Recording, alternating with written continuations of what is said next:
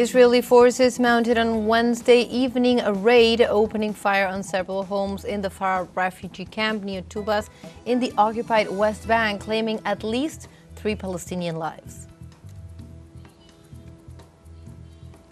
The U.S. President Donald Trump assured that he is willing to seal a deal with China and Russia to reduce the nuclear arsenal, describing as unacceptable the use of atomic weapons. And Caribbean nations urge Europe to make compensations for transatlantic slavery within the 48th regular meeting of the Conference of Heads of State of the Caribbean Community, being held from February 18th to the 21st. Hello and welcome to From the South. My name is Belén de los Santos. I'm from the teleSUR studios in Havana, Cuba. We begin with the news.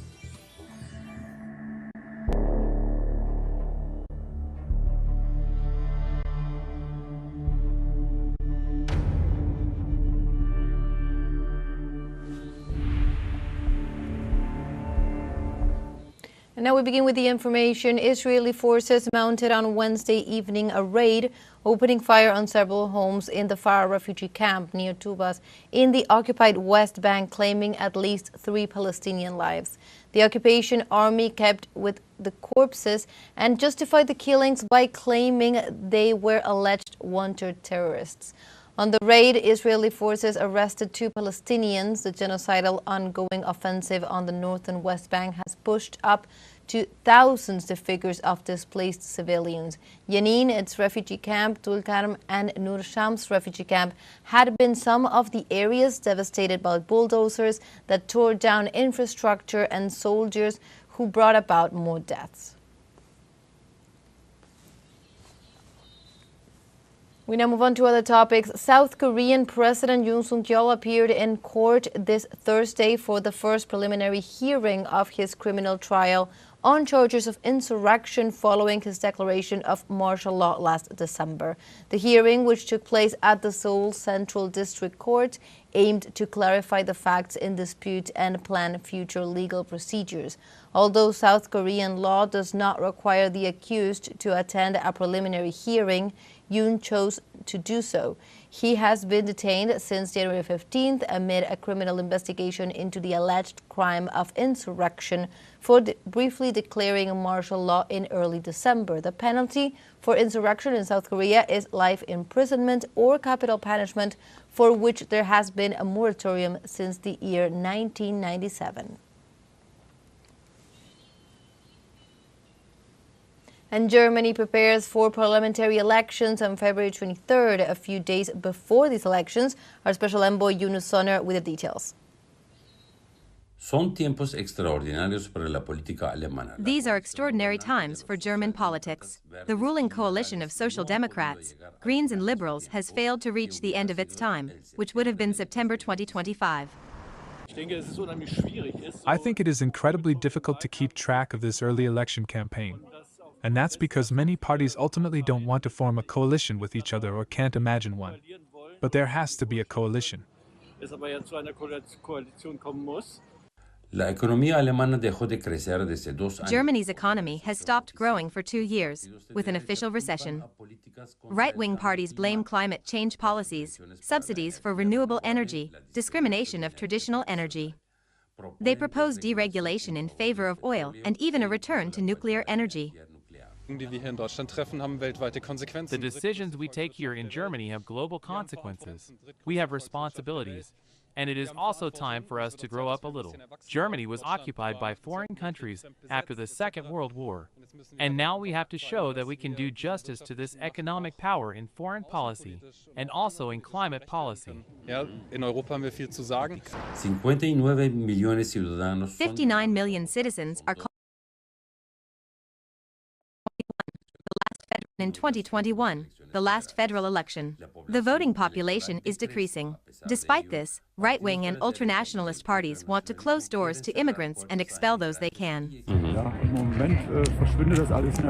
Migration is being dragged through the parties, but it is not the main issue. Migration is declining across Europe, but it is still being pushed as an issue. Alternativa para Alemania, AfD, el partido Alternative for Germany Party, AfD, claims to be challenging the political system. None other than U.S. Vice President Vance called on the other parties to form a coalition with it, which they consider to be outside the democratic order.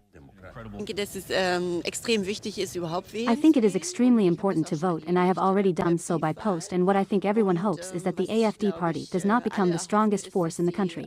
And I hope that also the country will move forward again and that we will find the way back to commonality and go forward after so many problems.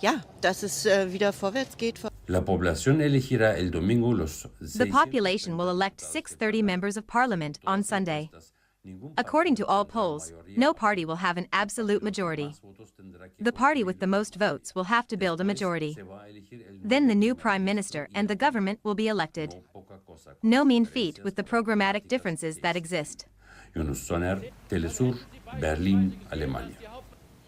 And now in other news, the gold market continues to see a lot of pressures to the upside as the market continues to look at the possibilities of tariff wars and geopolitical problems around the world, driven by President Trump's new tariff measures.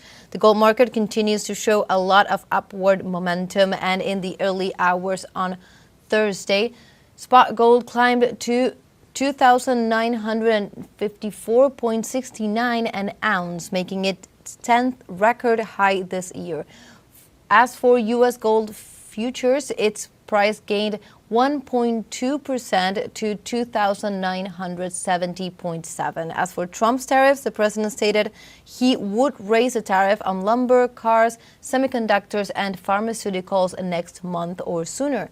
Besides these goods, Trump did impose 10% tariffs on Chinese imports and a 25% tariff on steel and aluminum.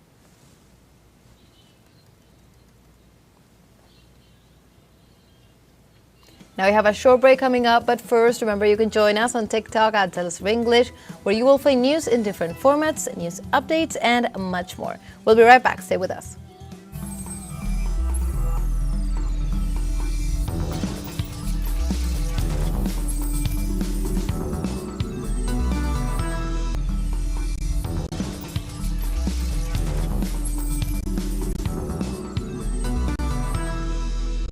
Welcome back to From the South. We continue with more information. The U.S. President Donald Trump assured that he is willing to seal a deal with China and Russia to reduce the nuclear arsenal, describing as unacceptable the use of atomic weapons. The GOP leader said so on his speech at the Priority Summit in Miami, where he addressed both domestic and global issues. Trump ensured that he has held phone conversations with his counterparts of Russia and China, Vladimir Putin and Xi Jinping, respectively. The U.S. head of state advanced that they have a common vision about the risk of nuclear armament. In all, he warned that if a nuclear conflict were to break out in these times, it would be 500 times worse than Hiroshima and Nagasaki.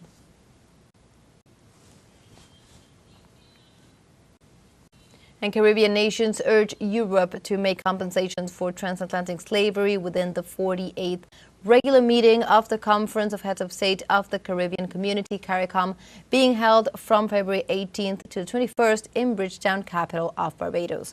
The Prime Minister of Grenada, Dickon Mitchell, tackled so, demanding an open and explicit rejection of the belief that one human being can own another human being. He also addressed the President of the European Commission, Ursula von der Leyen, granting her that Caribbean nations would discuss such issues with the European Union directly. Mitchell further noted that adequate compensation for years of slavery would have to be paid.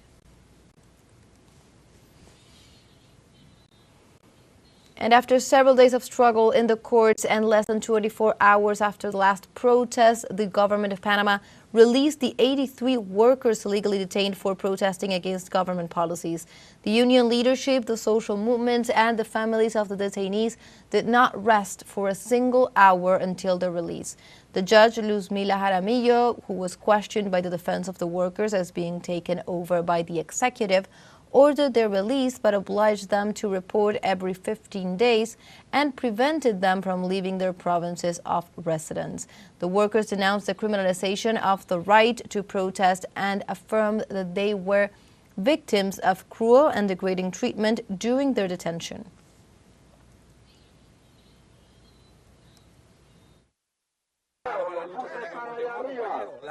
The struggle continues, comrades, the fight has to continue. This is not going to restrict our right to continue fighting for the non-law 163 that the Social Security Fund wants to impose on us. And now we go to Argentina, as moments before leaving for the United States, President Javier Milei transformed the national bank into a joint stock company. The move comes amid his alleged involvement in a fraud case. Presidential spokesman Manuel Adorni made the announcement confirming that the president continues with the deepening of the reform of the state. The decision was promoted by the directors of the banking institution. From now on, it will be called the Bank of the Argentinian Nation, and the state will own 99.9% of the shares, while the Foundation Bank of the Argentinian Nation will have the remaining 0.1%.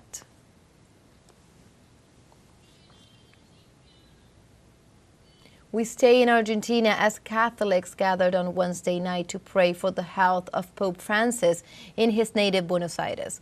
From the neighborhood of Flores, where Jorge Bergoglio grew up, the parish priest Martín Bourdieu responded to the call of the Argentine Catholic Church to pray for the Pope's recovery, who at 88 years old is hospitalized in Rome due to pneumonia in both lungs.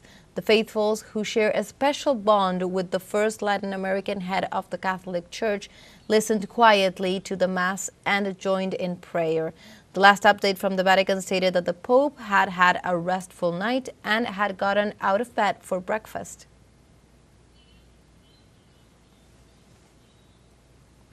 We are all very mobilized because, well, we are following minute by minute the reports, the medical reports. There is concern, but there is also a very nice reaction from the people of God, that is to turn to our temples and to pray for him. It is what he asks, what he always asked for, and also what we can do. Pray a lot for him so that he has peace, so that he has health and good, that he can make this journey in peace, especially in peace. But the people pray and ask a lot for him, permanently.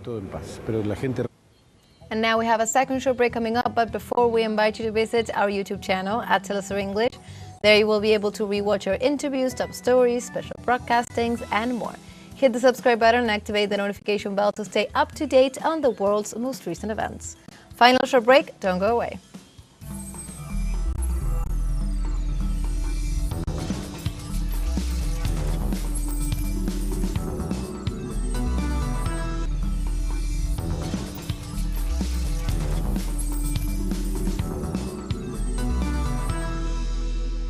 Welcome back to From the South. Colombian authorities reported on Wednesday evening several blasts targeting two police stations in Popayán, the capital of the Cauca Southwestern Department.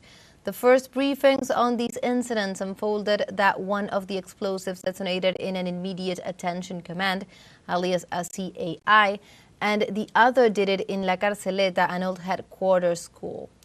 Security forces had been deployed to the scene to determine the causes and quantify the damages.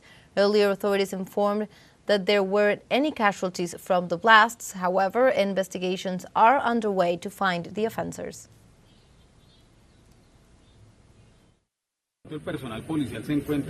Right now, the police personnel are in the park and in adjacent sectors of the park, making controls and verifying to try to establish if there was any use of a device such as a drone.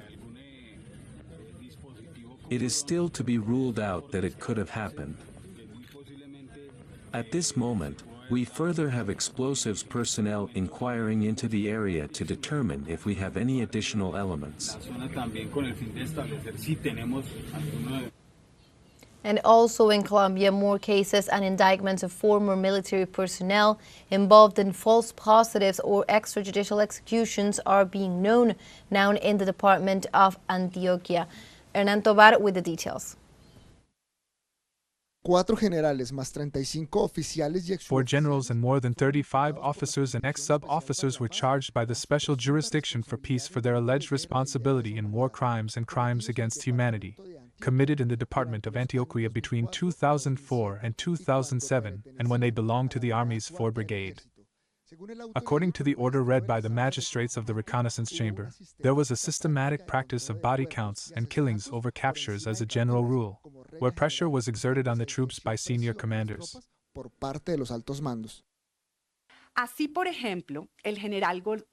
Thus, for example, General González Peña urged the troops in radio programs broadcast between the 17th and the 21st of March 2000 for that, and I quote, "The only thing that counts are the casualties. Captures are of no use to us. The only thing that counts is to kill the enemy." And this type of statement was echoed by Rodríguez Clavijo, putting pressure on and threatening the men under his command. Ejerciendo presión y amenazando a los hombres bajo su mando. Fueron 440 personas asesinadas por ejecuciones extrajudiciales. 440 people were killed by extrajudicial executions, or also known in the country as false positives and forced disappearances, a practice that was mainly carried out against the weakest, minors, street dwellers, people with physical or mental disabilities, unemployed or peasants and members of the LGBT community, and who were reported as casualties in combat by members of the guerrillas in the department of Antioquia. For human rights organizations, it was a state policy promoted by the president of the country in that moment.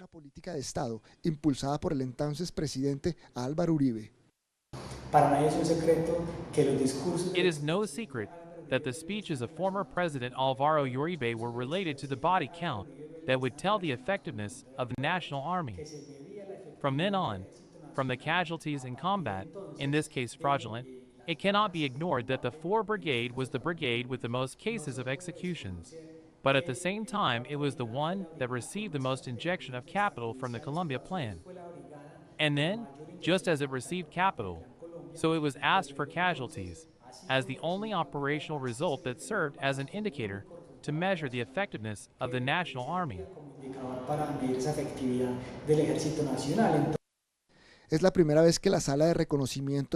is the first time that the Truth Recognition Chamber has identified acts of torture against direct victims, or their relatives.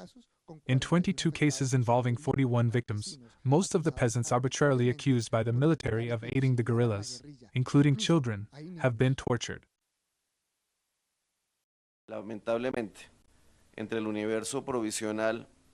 Unfortunately, among the provisional universe of 442 victims of false positives, there are also 26 minors.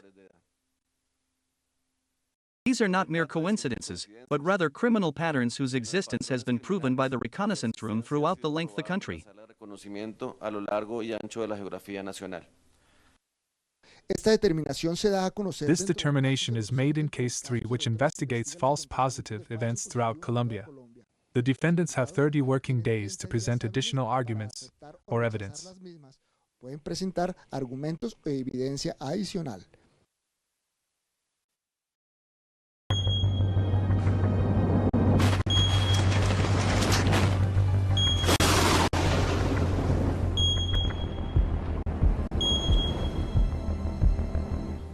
And we move now to Peru, as the National Emergency Operations Center reported that heavy rains left 47 people dead. More than 48,000 people have been affected in the Andean region. Authorities also registered 635 houses destroyed and over 3,600 others rendered uninhabitable throughout the country. Specialists from the National Institute of Civil Defense reported that over 1,700 emergencies have been recorded throughout the nation. In the sense, the department's reporting the highest number of emergencies due to rains and related to these events were Cusco, followed by Ayacucho, Cajamarca, and Arequipa.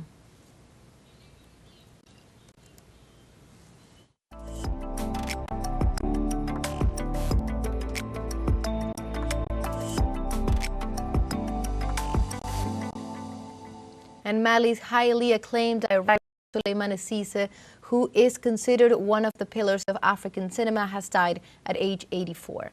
His daughter announced that Cissé has died on Wednesday, leaving a revolutionary legacy of cinema spanning half a century that was marked by a commitment to African storytelling, deep humanism, and profound political engagement.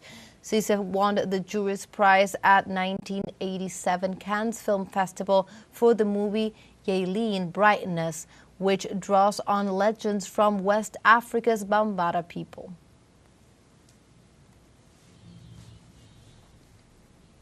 And also, Chinese cinema took center stage at Berlin 2025 International Film Festival in Germany. Let's see. La industria cinematográfica de China sigue en auge, no solo en su territorio. China's film industry continues to boom, not only at home, but also with the interest of international audiences. During the 75th Berlin Film Festival, a special evening dedicated to the cinema of the Asian giant was held, bringing together more than 150 international filmmakers, world industry leaders and Chinese cultural representatives for a dynamic exchange of ideas and creativity. One of those present was the president of the jury of the Shanghai International Film Festival 2023, who described the city as a place full of magic and highlighted the relationships established around the seventh art. Un lugar lleno de magia y destacó las relaciones entabladas alrededor del séptimo arte. Mis mejores deseos para el Festival Internacional de Cine de Shanghái. My best wishes for the Shanghai International Film Festival, because it is my favorite film event in the world. I had a fantastic time there 2 years ago, because of the wonderful place, the wonderful people, very good selection of films. All in all, it was so well organized by such nice people that I can honestly recommend Shanghai as a place to be. Que honestamente puedo recomendar Shanghái como un lugar para estar.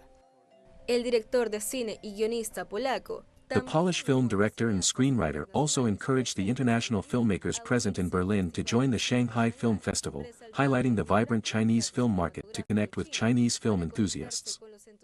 Similarly, the jury member of the main competition of the Shanghai Film Festival's Golden Goblet Awards in 2021 praised the event in Berlin for its inclusiveness and for serving as a platform for filmmakers from China and other countries to showcase their culture. Para que los cineastas chinos y de otros países puedan mostrar su cultura. El Festival Internacional de Cine de Shanghái. The Shanghai International Film Festival is really fascinating for a lot of people. It shows them the rich Chinese culture as well as a sense of foreign culture. También una sensación de cultura extranjera. La Berlinale 2025. Berlinale 2025 offers screenings from more than 30 countries, both from Europe and other continents, such as Argentina, Brazil, France, South Korea, Australia, Palestine, and Egypt. The festival will be open until February 23rd. El festival estará abierto hasta el 23 de febrero.